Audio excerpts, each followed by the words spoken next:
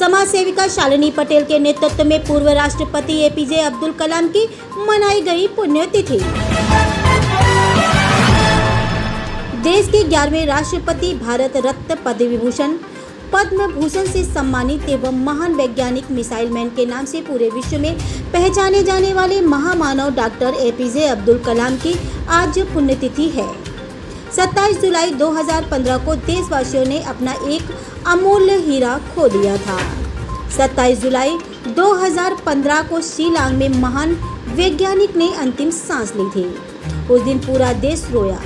25 जुलाई 2002 से 25 जुलाई 2007 तक राष्ट्रपति का पदभार संभाला था। शालिनी पटेल ने बताया कि आज देश के युवाओं को डॉक्टर एपीजे अब्दुल कलाम से सीखने की जरूरत है। पूरे विश्व में मिसाइल बनाकर भारत देश का डंका पूरे विश्व में बजवाया था। भारत के संविधान की रक्षा भारत जैसे विशाल देश के राष्ट्रपति रहते हुए अपना दायित्व बड़े ही बखूबी से की थी। एपीजे अब्दुल कलाम ने देश को कभी बांटने का काम नहीं किया था। मुस्लिम, सिख, ईसाई सभी को अपना भाई मानते थे। सभी देशवासियों को उनके सिद्धांतों पर चलने की जरूरत है।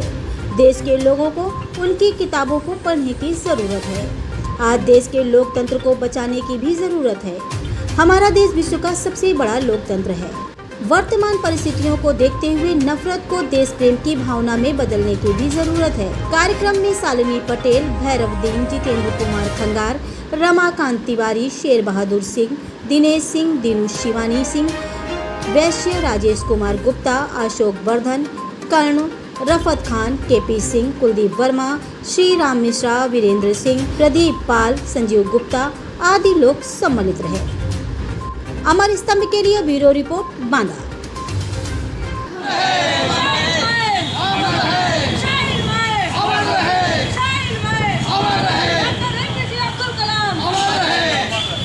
के चरणों पर श्रद्धा के सुमन अर्पित करते हुए, बाबा साहब भीमराव अम्बेडकर को नमन करते हुए, देश के सभी महापुरुषों को नमन करते हुए, बांदा के सभी महापुरुषों को, बांदा की धरती को प्रणाम करते हुए हम आपको एक संदेश देना चाहते हैं कि जैसे हम चाहते हैं कि हर युवा जैसे डॉक्टर एपीजे अब्दुल कलाम बने, उनके सिद्धांतों पर चले, उनकी किताबों को पढ़े। जैसे आप बताना चाहती कि देश में जो इस समय राजनीति चल रही, वो नफरत की राजनीति चल रही है। आज जो हमारे राष्ट्रपति जो चुने जाते हैं, एक रबड़ स्टाम्प की तरह चुने जाते हैं। जैसे बड़ी पार्टियां बड़े दावे करती हैं कि हम सभी को लेकर के चल रहे हैं, तो एक महिला आदिवासी जो राष्ट्रपति चुनी गई, सबसे पहले उनका शुद्धिकरण हुआ, जो कि ये बहुत ही शर्म की बात है। जब हम सभी लोग एक इंसान है तो इंसानों का शुद्धिकरण कैसे, ये बहुत ही शर्म की बात है। और हम बताना चाहते हैं कि जो हमारे देश में आज लोकतंत्र की शरेआम हत्या की जा रही है, विपक्ष अगर सवाल उठाता है तो विपक्ष के सांसदों को निलंबित कर दिया जाता है, जेल में भेज दिया जाता है। इतिहास में मुझे नहीं लगता कि ऐसी तानाशाही सरकार हमने आज़ाद भारत के बाद कभी देखा है।